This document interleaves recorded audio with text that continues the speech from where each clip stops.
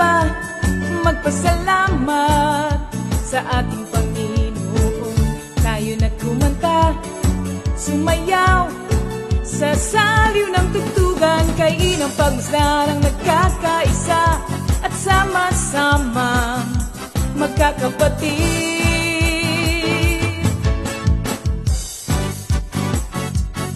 Tayo na sumamba, kumanta,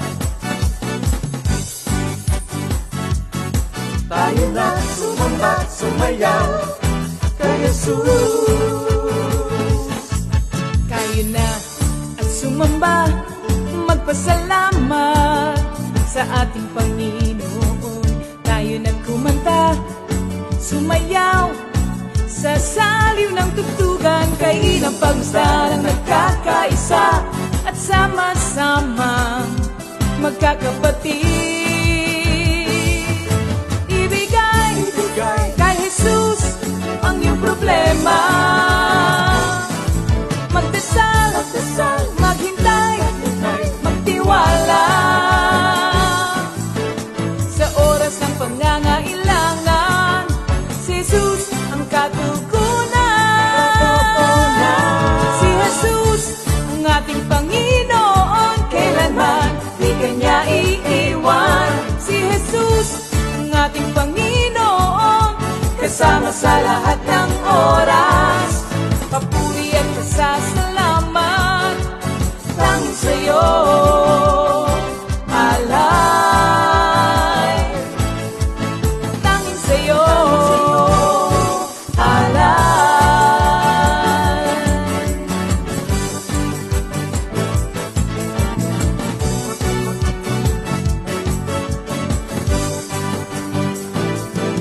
Si Jesus ang ating Panginoon, kailanman di kanya iiwan. Si Jesus ang ating Panginoon, kasama sa lahat ng oras. Si Jesus ang ating Panginoon, kailanman di kanya iiwan. Si Jesus ang ating Panginoon, kasama sa lahat ng oras. Papuri at pasasalamat tanging sa'yo, alay. Tanging sa'yo, alay.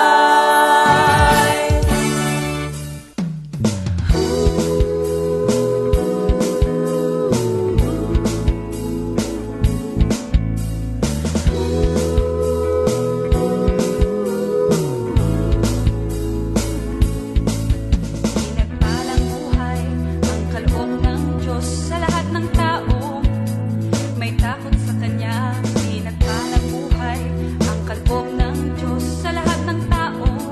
Nagtitiwala. Praise the Lord. A blessed evening to everyone. Welcome to our midweek Bible study.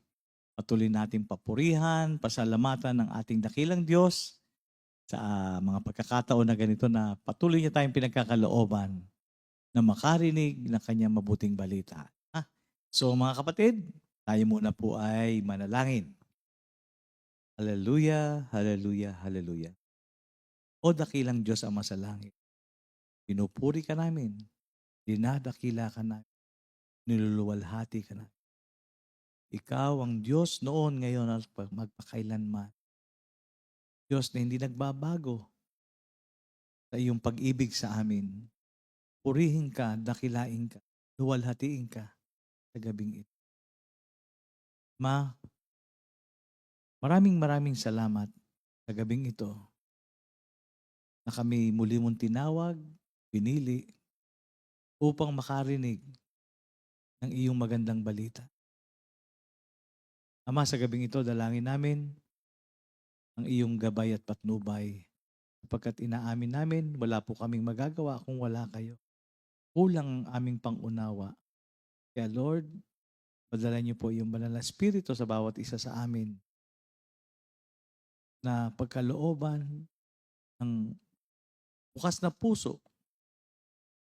para matanggap namin ang kapuspusan ng pagpapala ng iyong mga salita.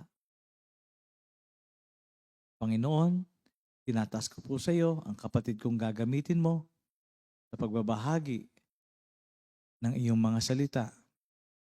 Lord, we ask for wisdom to be upon her, Panginoon. May your name be glorified tonight, Father God. Every words that will come out of her mouth. Thank you, Lord, for your double portion of your anointing. And again, we bring you back the highest praise, the highest glory and honor. In Jesus' mighty name we pray. Amen. Yan. Okay, before anything else, may mga announcement po tayo. Ito yung ating mga nalalapit na activities. Yes. Sa August 18, 2024, linggo po yan. Yan po ang East Anniversary.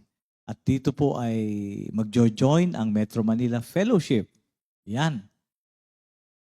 Tayo po ay makiisa sa kanilang pagdiriwang ng kanilang anibersaryo ng prayer meeting sa East. Ito'y gaganapin po sa 1 Cainta Auditorium, Cainta Elementary School Compound, A. Bonifacio Avenue, Cainta, Rizal. Kita-kita po tayo dyan mga kapatid. At meron din po tayo magaganap na Life in the Spirit Seminar sa Kalo, Nasugbo, Mendez. Yan. August 17, this Saturday, 8 a.m. Ito naman po ay gaganapin sa Olaes Resort. Yan, kay Sister Marisa. Yan. Olaes Resort. Karasuchi Mendez, Cavite, Tagaytay. At meron pang isa pang LSS mga kapatid. Ito naman po ay binubuo naman ng Quezon City, Makati, at Bulacan. Sa September 14 at Cramsis, Makati. Yan. Magsisimula po to ng ganap na malamang to mga alas 8 rin yan ng umaga. Ano, ha? Sa Cramsis, sa Makati po yan. Sa may anong street ba yan? Kalayaan Street po yan, ha? Sa Cramsis. Life in the Spirit Seminar. Makati, Bulacan. Yan. At ito po ay reminder to all attendees. As much as possible at talagang ang dapat lamang po muna na a-attend ng Life in the Spirit Seminar ay yung nakaka-attend na ng ating prayer meeting para mayroon na siyang idea, naunawaan na niya ang kaganapan during Life in the Spirit Seminar. Okay. So, mga taga Makati, taga Bulacan, leader, see you.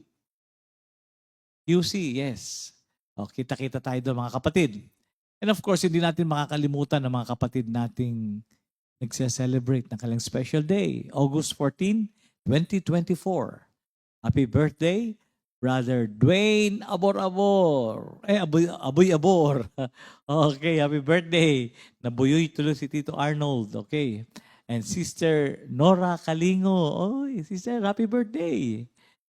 August din pala, kaya pala ang babait natin. Ano, ha? Sister Eva Quinto.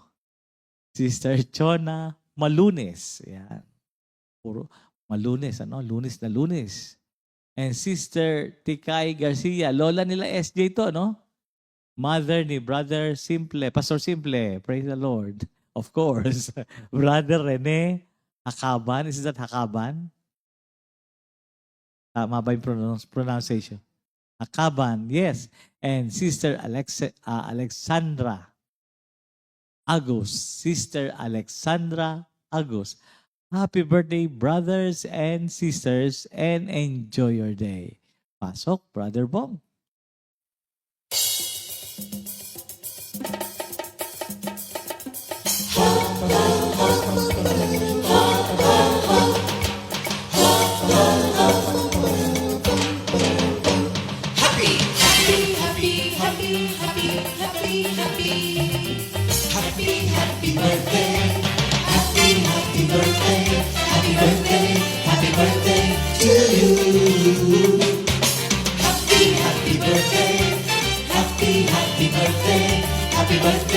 Happy birthday to you.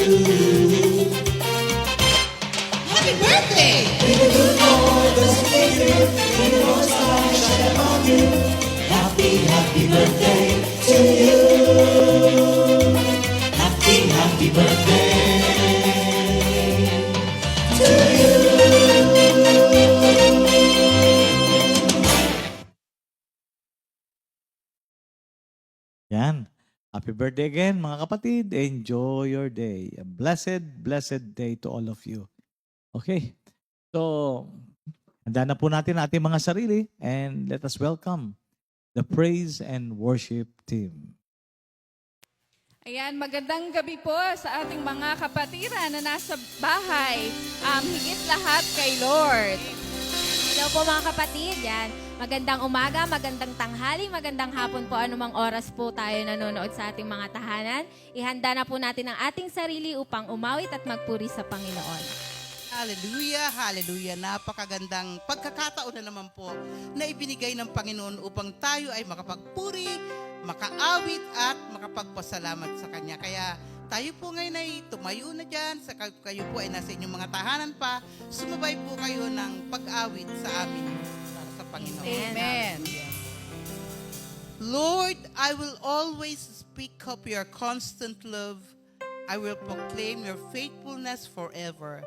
I know that your love will last for all times, that your faithfulness is as permanent as the sky. Palakpakan natin ang ating Amen. Panginoon. Thank you, Lord. Hallelujah, hallelujah, hallelujah. Kaya tayo mawit ngayon sa ating Panginoon. Amen. Amen.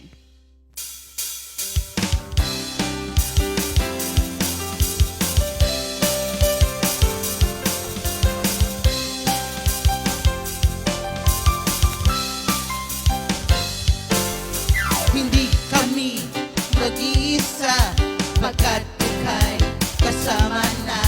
Hindi kami matatakot, pagkat ika'y nariyan na. Jesus, ikaw ang Panginoon, nag-iisa, at walang katulad man. Minsan pa, hindi kami nag-iisa, pagkat ika'y kasama na. Hindi kami matatakot, pagkat ika'y nariyan na. Jesus, ikaw ang Panginoon, nag-iisa, at walang katulad man. Salamat, salamat, salamat sa iyo, Panginoon. Hallelujah. Sa buhay na iyong ibinigay, wala na hahanapin pa. Dahil ikaw, Jesus, ay sapat na. Ikaw ang Diyos na di nagbabago. Pag-ibig mo ay walang dulo. Ang kaligtasan ko ay mula sa iyo. Ikaw ang Diyos. Ikaw ang Diyos na di nagbabago. Pag-ibig mo ay hanggang dulo. Ang kaligtasan ko ay mula sa iyo. Salamat, salamat, salamat sa iyo, Panginoon. Sa buhay na iyong ibinigay, wala na hahanapin pa. Dahil ikaw, Jesus, ay sapat na. Salamat, salamat, salamat sa iyo, Panginoon. Sa buhay na iyong ibinigay, wala na hahanapin pa. Dahil ikaw, Jesus, ay sapat na. Araw-araw, ikaw ang hanap ko. Hallelujah. Laging naman ang aking isipan. Di ko mapigilan ang mapangiti, pagkat sa piling mo'y langit. Pupurihin kita, Panginoon. Wala nang hahanapin pa. Wala na akong hahanapin pa. Wala nang hahanapin pa. Pagkat pag-ibig mo'y sadyang wakas.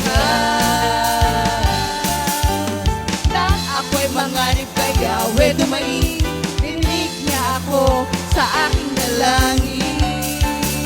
Pinupurihin kita, Panginoon. Sama-sama, sama-sama nating ipagpuni ang kadakilaan ng Panginoon. Anumang pagsubok ay kakayanin natin. Sapat ang tulong niya sa atin. Sama-sama, sama-sama nating ipagpuni. Hallelujah. Ang kadakilaan ng Panginoon. Anumang pagsubok ay kakayanin natin. Sapat ang tulong niya sa atin. Sama-sama, sama-sama nating ipagpuni ang kadakilaan ng Panginoon. Anumang pagsubok ay kakayanin natin. Sapat ang tulong niya sa atin. Sapat ang tulong niya. Sapat ang tulong niya sa atin. Sapat ang tulong niya sa atin. Hallelujah. Oh, we praise you, Jesus. Jesus, we praise you, Lord. Hallelujah. Hallelujah. Sapat ang tulong niya sa atin. Hallelujah. Salamat, Panginoon. Salamat, hindi po namin makakalimutan ang mga ginawa mo sa aming buhay. Tunay nga po, Panginoon, na ikaw ang aming sasambahin, aming pupurihin, aming dadakilain, sapagkat ikaw ang nagbigay ng buhay sa amin, Panginoon. Hallelujah. Hallelujah. Praise you, Jesus.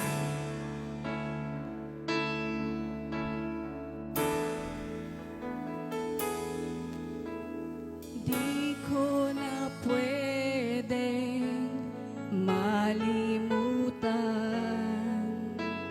ang pag-ibig na iyong inilaan. Magbuhat sa krus nang ikaw ay lumisan. Tunay na pag-ibig ang iyong iniwan.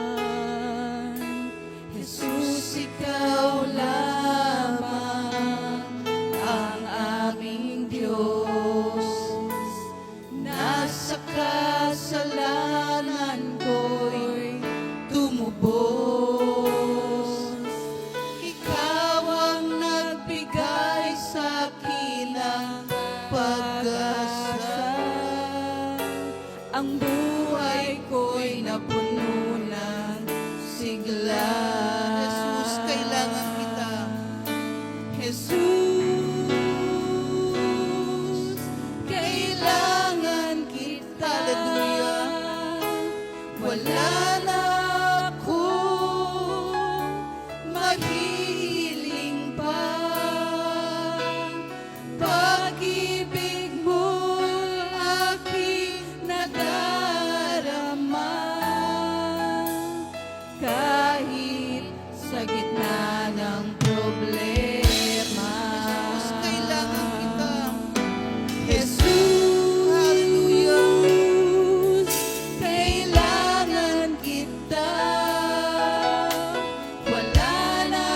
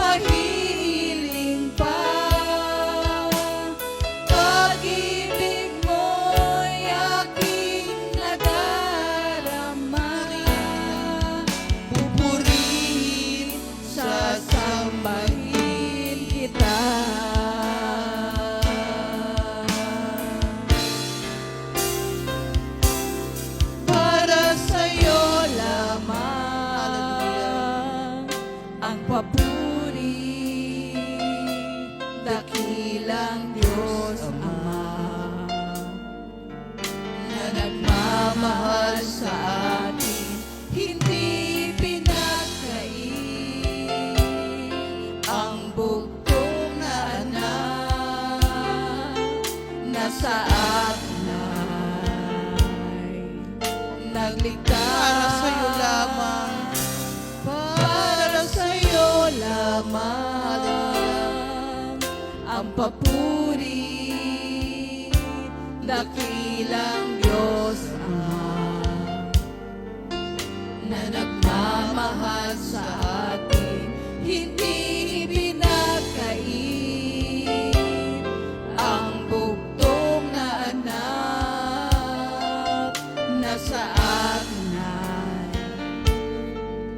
nagligtas. O aking Diyos, kay puti mo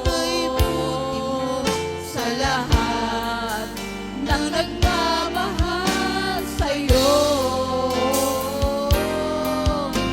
Dakila ka sa lahat ng panahon.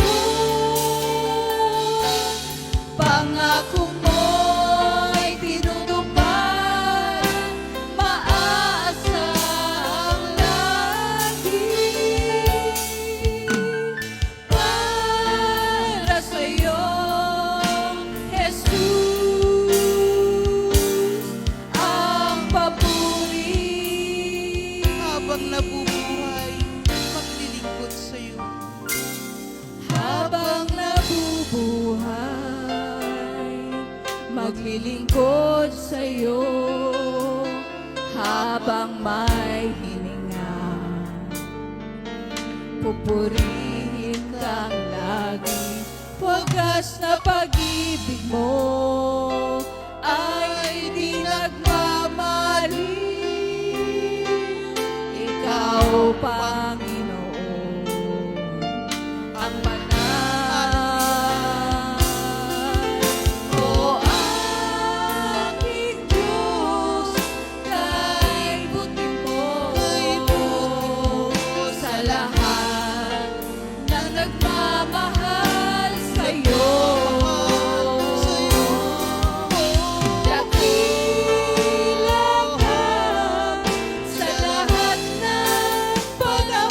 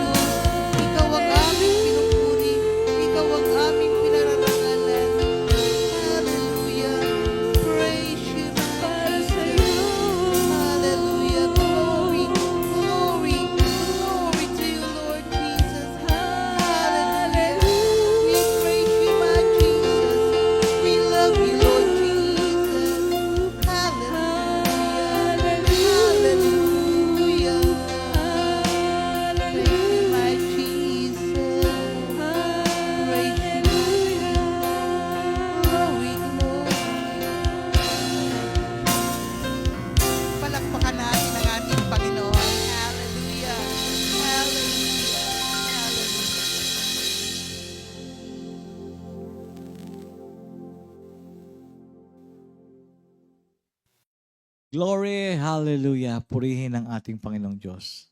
Napakasarap umawit sa ating Panginoon. Yan. So, for tonight, yan, i-ready na natin yung mga gamit natin. Parang estudyante, no, mga kapatid. Of course, ballpen, lapis, notebook, or papel, kung saan tayo pwede magsulat, yung mga highlights, yung mga na gusto natin, yung mga nag-get ng ating attention. Kasi kailangan ho yan para meron tayong nababalik-balikan. Ano pa? Marker. Sa Bible. And of course, dapat kasama natin yung ating mga mahal sa buhay.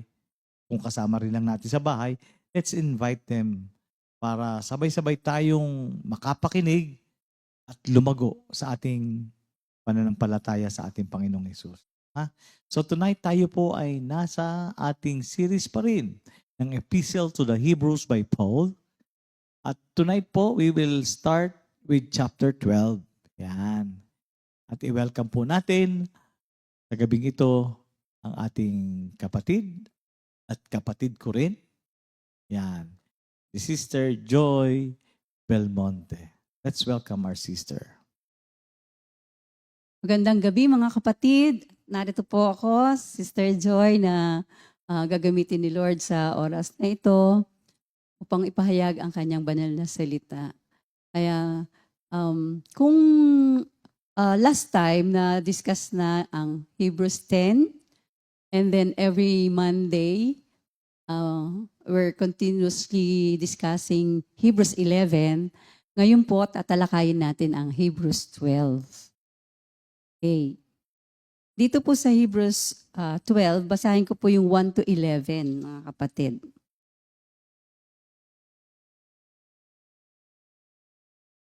Sa Tagalog ko po babasahin ang halimbawa ni Jesus. Kaya't yamang napapalibutan tayo ng gayong kakapal na bilang ng mga saksi, itabi natin ang bawat pabigat at ang pagkakasalang madaling bumitag sa atin at tumakbo tayong may pagtitiis sa takbuhang inilagay sa harapan natin. Pagmasdan natin si Jesus na siyang nagtatag at nagpasakdal ng ating pananampalataya, na dahil sa kagalakang inilagay sa kanyang harapan ay tiniis niya ang krus, hindi inalintana ang kahihiyan at siya'y umupo sa kanan ng trono ng Diyos. Isaalang-alang ninyo siya na nagtiis ng gayong pagsalungat ng mga makasalanan laban sa kanyang sarili, upang kayo'y huwag manghina o manglupaypay. Sa inyong pakikipaglaban sa kasalanan, hindi pa kayo humantong sa pagdanak ng inyong dugo. At nakalimutan na ninyo ang pangaral na sinabi niya sa inyo bilang mga anak. Anak ko, huwag mong ipagwalang bahala ang disiplina ng Panginoon. Huwag kang manlupaypay kung ikaw ay sinasaway niya, sapagkat dinidisiplina ng Panginoon ang kanyang minamahal. At pinarurusahan ang bawat itinuturing na anak. Magtiis kayong alang-alang sa disiplina. Kayo ay pinapakitunguhan ng Diyos bilang mga anak, sapagkat anumang anak ang hindi dinidisiplina ng Ama? Ngunit kung kayo ay hindi dinidisiplina, na siyang nararanasan ng lahat, kung gayon, kayo'y mga anak sa labas at hindi mga tunay na anak. Bukod dito, tayo nagkaroon ng mga ama sa laman upang tayo'y disiplinahin at sila'y ating iginagalang. Hindi ba dapat na tayo'y lalong pasakop sa Ama ng mga espiritu upang tayo'y mabuhay? Sapagkat tayo'y kanilang dinidisiplina ng maikling panahon ayon sa kanilang minamabuti. Ngunit dinidisiplina niya tayo alang-alang sa ikabubuti natin, upang tayo'y makabahagi sa kanyang kabanalan. Subalit ang lahat ng disiplina sa kasalukuyan ay tila hindi ka nais-nais kundi masakit. Subalit sa hinaharap ay magdudulot ng mapayapang bunga ng katwiran sa mga nasanay sa pamamagitan nito. Ito po ang mabuting balita ng ating Panginoon. Puri ng Panginoon. Ngayon po, naalala ko, meron tayong isang awitin tungkol dito. Naway, tulungan tayo ng ating Panginoon. Sabayan niyo po ako.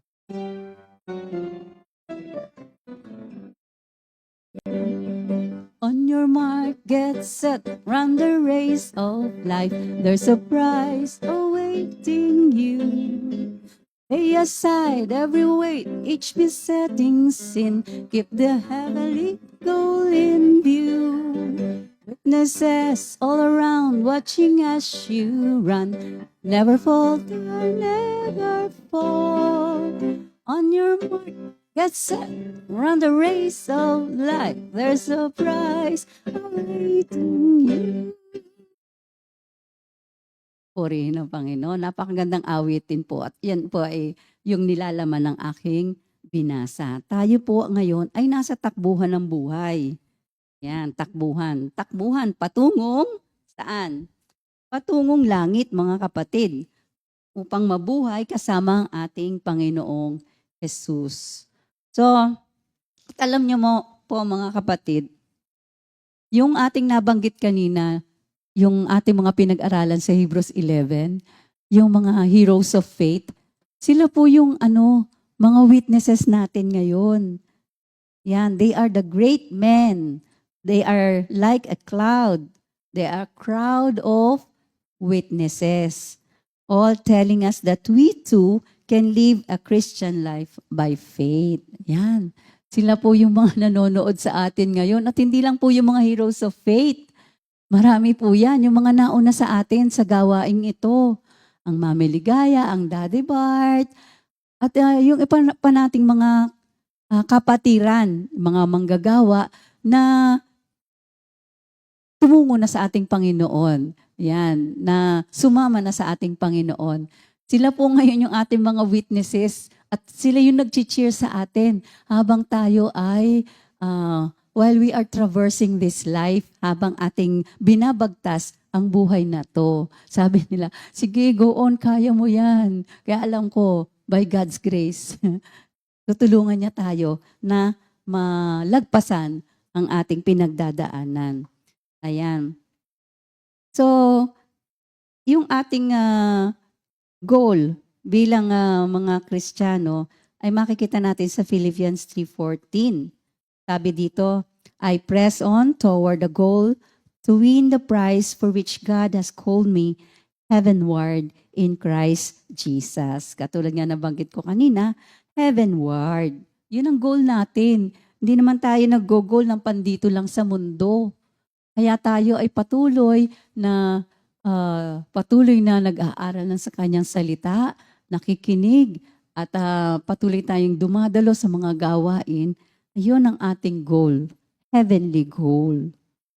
So, ito rin po ay race for life. O, race din to, karera din to ng buhay. Kasi, di ba, we are aiming not only yun ng heaven, di ba?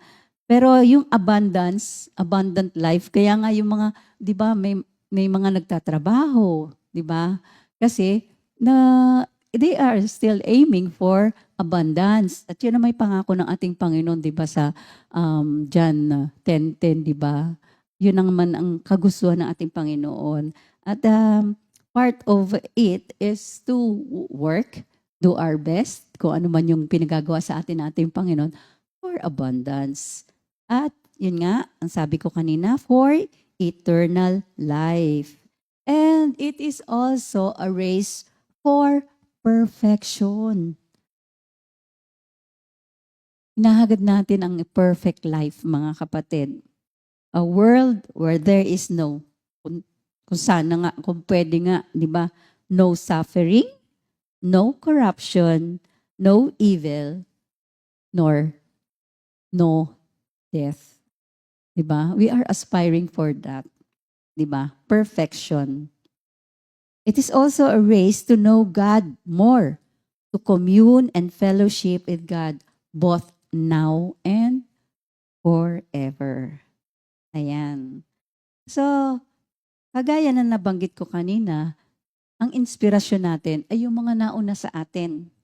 No? They are the cloud, the great cloud of witness. So picture natin, sa isang arena, di ba katatapos nga lang ng Olympic. So, ang daming crowd doon, daming manonood, di ba? Tapos pinanonood nila yung runner o yung yung player, di ba? Yung arena na yon is filled with spectators. Ngayon, itong sa atin bilang mga Kristiyano, yung ating takbuhang ito, pag tayo tumatakbo, we should not carry any extra weight which would keep them back. No? Which will keep us back. Ano po yun? 'Di ba? Pansinin natin, itong mga runner na to, may dala ba itong backpack? May dala ba itong bag na hila-hila habang tumatakbo yung mga player na yon sa karera? Wala, di ba? Tumatakbo sila sila lang, yung sarili lang nila ang dala-dala nila. Kasi po, kailangan sa isang runner ay dinidisiplina ang sarili. No? As we run, at saka nga, bilang hindi lang disiplina, mga kapatid, balik tayo dun sa ating inspiration. Tingnan natin ang ating Panginoong Jesus. Siya yung dakilang inspiration natin. Kasi ang ating Panginoong Jesus, He formerly participated. Naging part din siya ng takbo ng buhay, di ba? For 33 years, nandito siya sa mundo. No? Binagtas din niya yung dinaraanan natin. He participated for the joy of winning. Ayan, gusto niyang manalo din. Anong gusto niyang ipanalo? Yung ating mga kaluluwa. Gusto niya tayong iligtas. He disciplined himself, endured to the point of death, and he received his reward. Natanggap din ng ating Panginoon yung reward na kanyang minimithi, di ba? Nagkaroon ng salvation. Ang mga tao, marami ang naligtas at patuloy na naliligtas. So, lahat sila, they are now, katulad ng nabanggit ko kanina, they are now witnesses and examples. They who believed God and stood fast for God. Pag sinabing stood fast, they stood fast against all kinds of temptations, trials, and oppositions. Pag sinabi po nating temptation, maaaring ito yung sa pagtingin lamang, by looking, by touching, no? By tasting, uy, ang sarap. Diba? Natikmang masarap. Diba? Yung lechon, uy, ang sarap. Instead na tikim lang, hindi na tinikman. Dumami na yung nakain. So, part din po pala yun ng temptation. Diba? By doing, yung paggawa ng kamalian. By thinking, feeling, and saying anything that would hinder their running the race. Ayan yung temptation. Tukso. Diba? Sa paligid natin, napakaraming tukso. So, they did not give in to temptation, mga kapatid. Not for long and not a lifestyle. Not permanently. Kasi, di ba nga, lagi nating nababanggit na yung ang tao hindi perfect. So, may mga pagkakataon nag-give in din. Pero, yun nga, kahit na nagkamali, may nasabing hindi tama, ganun, laban sa kapwa, o may nakita, o may napanood na hindi dapat, hindi na ito, hindi ito not for long. Sandali lang, Lord, sorry. Bumabalik agad sa Panginoon. Hindi na ito nagiging lifestyle. Hindi nga nagiging permanent sa atin. Kaagad-agad, balik kay Lord, nakakabalik. Ganun ang nangyayari sa kanila. Ganun ang nangyayari sa kanila. At ganun din ang mangyayari sa atin. So, okay. Tapos, sa oppositions naman, mga kapatid, may mga oppositions tayong naranasan before. Ganon din sila. May naranasan din silang mga opposition nung mga panahon nila. At tayo sa panahon natin, opposition from family. Naranasan nyo na ba? Mayroon kasi akong naririnig na sharing ng mga kapatiran na kapag a-attend, di ba? Hinahadlangan, ino-oppose ng sariling kapamilya. Di po ba? And friends, maging friends, sa hadlangan ka. Huwag ka nang umattend dyan. Punta na lang tayo doon. Ganda manood ngayon ng sine, gano'n. O kaya may concert doon. Huwag ka na lang munang umattend doon. Kasi lagi-lagi naman yun. Every Sunday, meron naman yan. Ito, concert, ngayon lang. Yan. Or neighbors. Yan, attend ng prayer meeting, pero ganito, ganun-ganun. Di ba? So, maaaring ganun. May fellow workers din, mga kapatid. May mga fellow workers din mag-o-oppose sa'yo. Ikaw, napaka-over spiritual mo naman. Di ba? So, maging mga civil leaders, ayan, yung mga namumuno sa atin sa labas dyan. So, no matter the opposition, they believe God and endured in their faith and in His word of promises. So, their faith and their endurance should inspire us to trust and to run holding fast to our belief. Ayan. Ngayon, sa ating pagtakbo, katulad nga ng kanina, meron pong required na discipline. Yan. sa ating buhay, sabi nga doon sa ating kinanta natin pala, lay aside every weight. So pag sinabing lay aside the sin that slows us down. Ito palang kasalanan ang nagpapahina, nagpapabagal sa ating pagtakbo. Di ba? Pag minsan, ba't kaya ang bigat ng pakiramdam ko? Kasi po, meron tayong maaring, katulad ng sabi ko, may nabanggit, may nagawa tayo, hindi ka nais-nais sa Panginoon. Kaya parang ang bagal, parang ang bigat ng iyong pakiramdam. So ang sabi nga ng Panginoon, take off, remove. Yung nga, as if taking off clothes, di ba? Pag tayo nagbibihis, ganun, alisin natin. So, any excess weight and bulk of the body ay hindi natin kailangan.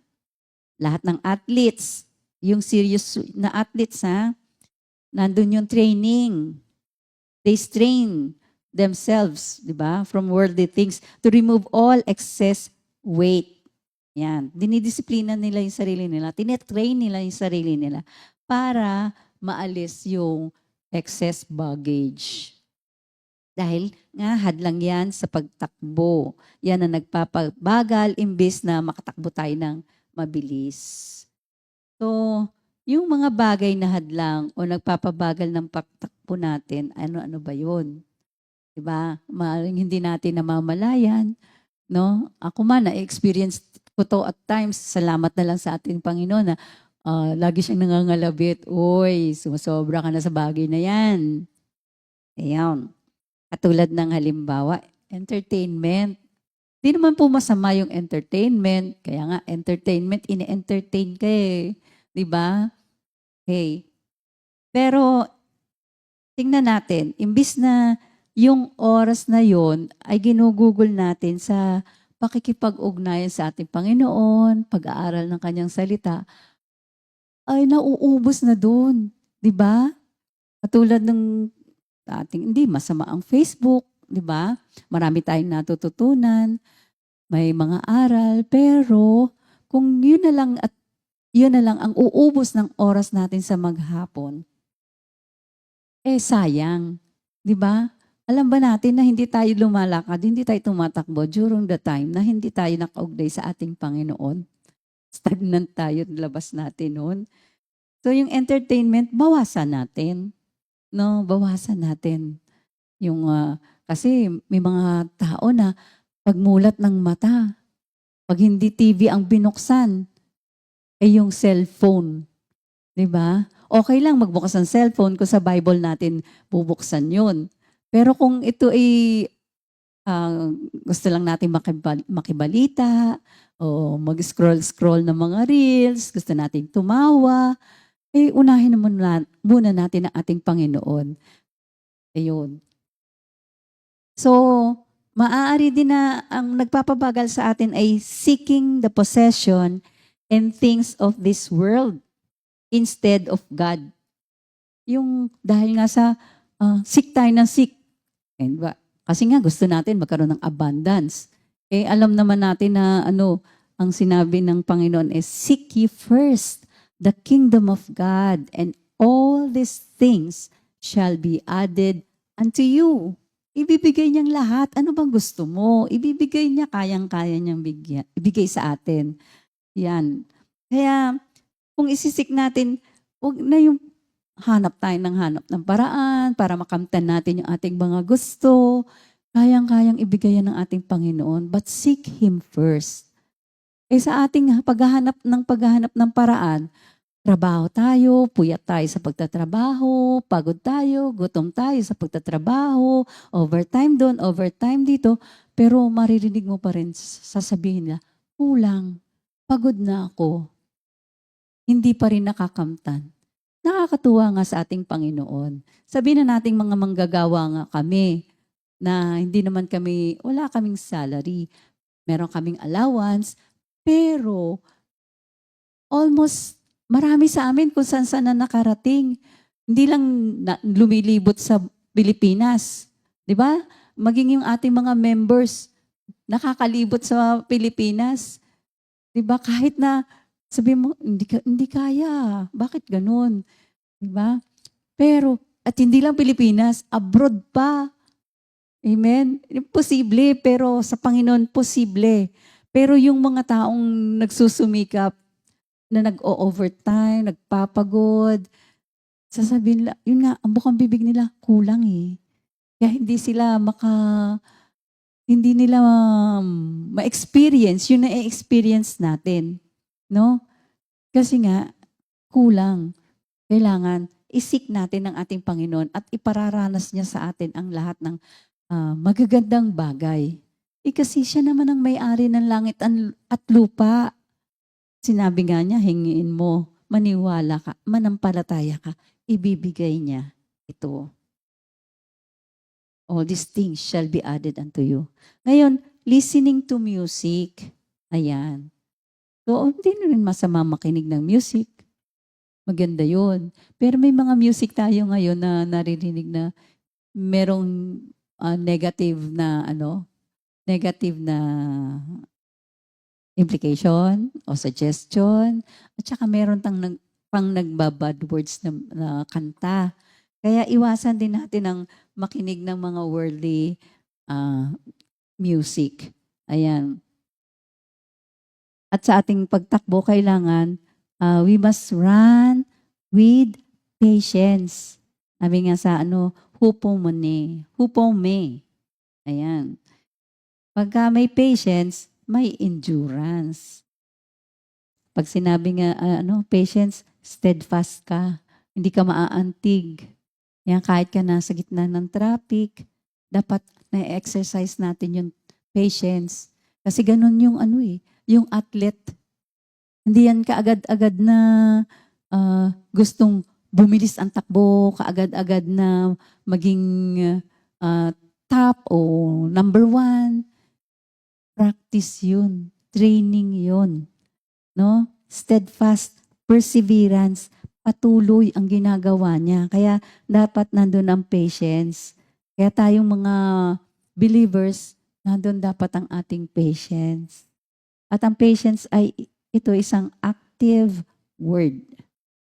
Hindi ito passive. Kasi pag sinabing active, may ginagawa ka. Hindi ito yung passive na it does not just wait with whatever may come. Antayin na lang kung ano mangyari. Di ba? May kasabihan tayong, sera. Whatever will be. Sabi nga. Pero hindi. But rather, it is the Spirit that stands up and faces the trials of life. Hinaharap ang lahat ng mga pagsubok na hinaharap, mga test, mga trials, ganyan. Haharapin. Thus conquering and overcoming them. Ayan. So, lalagpasan natin Kasi nga, there's a prize awaiting you. Amen. And he knows that God is allowing the trials in order to teach him more and more patience. Yan, dapat batid natin yan. Na kaya dapat samahan ng patience. Kasi alam mo, batid mo na tinuturuan ka ni Lord. Siya yung ating magaling na coach. Siya yung ating magaling na trainer. Sundin lang natin. Huwag yung sarili natin. Wala naman po tayong alam. Ang Panginoon lang ang nakababatid, nakakaalam ng lahat ng bagay. So, since si Jesus Christ ang ating supreme example ng ating race, so believers who have trusted God, endured in their faith, are great examples for us. Paulit-ulit ko po sinasabi, great examples. So tingnan natin na sila yung mga halimbawa na kailangan nating gayahin, lalong-lalo na ang ating Panginoong Jesus. Diba? Amen po. Dahil ang ating Panginoon, He was sinless, perfectly righteous, always obeying God in everything. Sa lahat, kailangan po natin ang sumunod sa ating Panginoon. All throughout His life on earth, He finished His course, living a perfect and righteous life upon earth. He completed the race for us, believers. So, wag po tayong matakot magpadisiplina sa ating Panginoon. Nabanggit nga natin, di ba? Tayo tinuturing ng mga anak ng ating Panginoon, ng ating Diyos. Kaya tayo nag-undergo ng training ng discipline. Dahil nga, kung tayo hindi niya tinuturing ng mga anak, hindi niya tayo pakikialaman. Di po ba? Bahala tayo sa buhay natin kung tayo hindi tinuturing na anak ng Diyos, pero tinuring tayong mga anak ng Diyos. Kung kaya kailangan, tayo ay padisiplina sa ating Panginoon. No?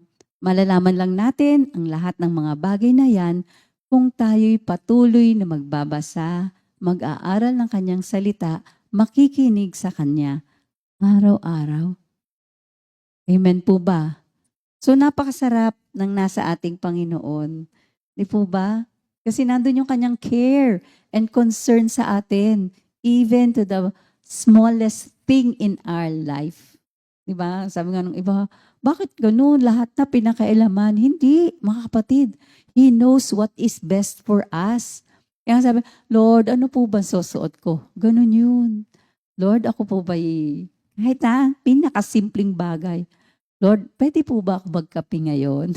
Yan ang pinakasimple. Kasi, di ba, pag sobra ka na, ando na yun, magkakaroon ka na ng acid reflux. Pag sobra, anything na sobra. Kaya si Lord, iko-control niya tayo. Kaya nga, let God discipline us.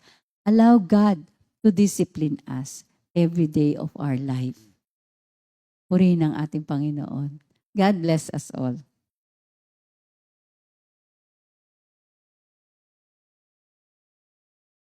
Second Timothy 2:2. Hallelujah. Second Timothy 2:2. Praise the Lord. Second Timothy 2:2. You and me, let us proclaim the gospel.